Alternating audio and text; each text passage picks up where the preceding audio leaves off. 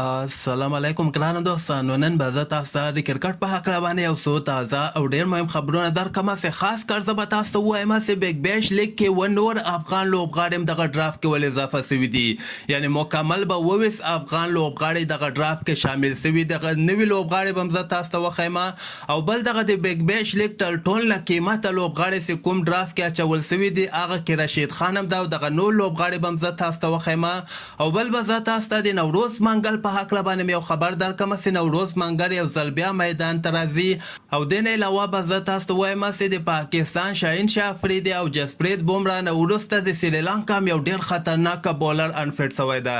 ویډیو تر اخره پورې وګورئ، په هر څه به تاسو پوهیږئ. نو راځم اول زه تاسو ته وایم چې بګ بیش لیګ کې چې کوم افغان لوبغاړي شامل سوي ول هغه تل ویډیوګانو کې ما تاسو ته 10 افغان لوبغاړي ښودلي او چې هغه کې محمد نبي، رشید خان، حضرت الله زازی، قیس احمد، رحمان الله ګوربز، نوین الحق، عظمت الله عمرزی دغه ټول لوبغاړي هغه لیست کې شامل ول. خو نن یو نوی لیست هم راغلی ده چې په دغه کې افغان لوبغاړي یعنې نور افغان لوبغاړي هم شامل سوي دي. په دغه کې تاسو کتلی سئ ضیاء الرحمن اکبر ده، عثمان غنی ده، علا محمد غضنفر ده، حمزه هوتک ده، ننګیاری خروټی ده، عبدالرحمن رحماني ده او غمی زدران ده. دغه نوي افغان لوبغاړي چې کوم بګ بیش لیګ کې ور اضافه سوي دي یعنې مکمل 22 افغان لوبغاړي بګ بیش لیګ ډرافټ کې شامل سوي دي. او دغه د نورو ملکونو لوبغاړي هم تاسو در سره کتلی سئ چې د انګلینډ هم ډېر زیات لوبغاړي په دغه ډرافټ کې شامل سوي دي. او د بګ بیش بولي به که خیر د همدغه میاشتې په 28 اګست باندې به معلومیږي چې څومره افغان لوبغاړي بګ بیش لیګ کې اخیستل کیږي. او دغه لیست تاسو وګورئ، دغه ټول نه قیمته بیه باندې چې کوم لوبغاړي به اخیستل کیږي د هغو لوبغاړو لیست ده چې په دغه کې فاف ډوپریسي ده، جیسن روی ده، لیم لیوینګسټن ده، سیم بیلنګس ده، کیرن پولارد ده، انډری رسید ده، ډیوډ ویلی ده، شاداب خان ده، ډوین براو ده، رشید خان ده، کریس جورډن ده، ټرنټ بولټ ده. دا هغه لوبغاړي دي یعنې 12 لوبغاړي دي چې 3 لکه او 40,000 امریکایي ډالر به دغه لوبغاړو ته ورکول کیږي که چیرته په بګ بیش لیګ کې واخیستل سي. او ملګري پوښتنه کوي چې رشید خان به بګ بیش لیګ کې لوبیږي که ساوت افریقا لیګ کې به لوبیږي. ګوره ما تاسو ته ویلي ول چې دغه د دوبۍ لیګ والا چې کوم دي دوی بګ بیش لیګ والا سره هم خبرې کوي او ساوت افریقا لیګ والا سره هم خبرې کوي چې دغه لیګونه لږ غوندې مخکې وروسته کې چې ډېر زیات ټکر ونه خوري.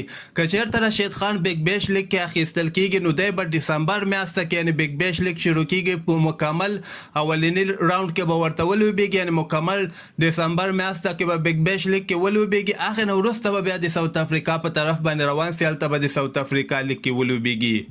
او بل به زه تاسو ته د افغانستان نوروز منګل مینوالو ته مې یو ډېر د خوشحالۍ خبر ورکړم چې هغه لیجنډز شروریزه لیګ چې کوم ده دغلته نوروز منګل هم اخیستل سوی ده. دغه نور لوبغاړي هم تاسو کتلی سئ دا ټول پخواني لوبغاړي ریټایر لوبغاړي دي. ډیرن ویټوري ده، ارنولډ ده، ایډورډز ده، بیسټ ده، ورسره فیلنډر ده، دمیترا هیملټن، ماساکز ده، سمیت پاټر، ماسټرډ، کومچن، لیوي پاور، سایډ بوټم، ډنبیک، منګل، دغه نور لوبغاړي بسلا، باټیا، بنډارا، مونی دا هغه لوبغاړي د کوم چې ریټایر سوي دي. دوی به که خیر ریجنس کرکټ لیګ چې کوم ده په دغه کې به نوروز منګل هم لوبه ترسره کوي. او بل به زه تاسو ته ووایم چې دغه د پاکستان شاهین شاه افریدي او جسپریت بومرا د هندوستان نه وروسته د سریلانکا یو ډېر خطرناکه فاست بالر انفټ سوی ده. دشمن چمینا نومیږي، ډېر تیز بالنګ ترسره کوي، 150 نه پورته بالنګ ترسره کوي. دغه هم نن انفټ سوی ده او که خیر د افغانستان لپاره دا یو ډېر ښه خبر ده ځکه د سریلانکا لوبغاړي کې هم دغه ټول نه تیز بالر او دغه به په ایشیا کپ کې نه لوبیږي. او بل به زه تاسو ته وایم چې تېره شپه نیوزیلینډ چې کوم د ویسټ انډیز ته په 3 50 اوړیزه لوبه کې ماتې ورکړله او دغې سره د 3 میچو سیریز هم ګټلی دی. یعنې 2 لوبې نیوزیلینډ ګټلي، یوه لوبه ونه ویسټ انډیز وګټله. دغه تازه پوینټ ټیبل کې تاسو وګورئ افغانستان 5م مقام ته راغلی ده، یعنې نیوزیلینډ 4م مقام اخیستلی ده، پاکستان 3م ده، 2م بنګلادیش ده، اول انګلینډ ده. او د ویسټ انډیز بیا 1 مقام لري خو افغانستان ته اوس ویسټ انډیز نه کوم قسمه خطر نشته ځکه د ویسټ انډیز ټولې مکمل اف ټي پی سریریس لوبې پوره سوي دي او 9 ورکې ګټلې دي.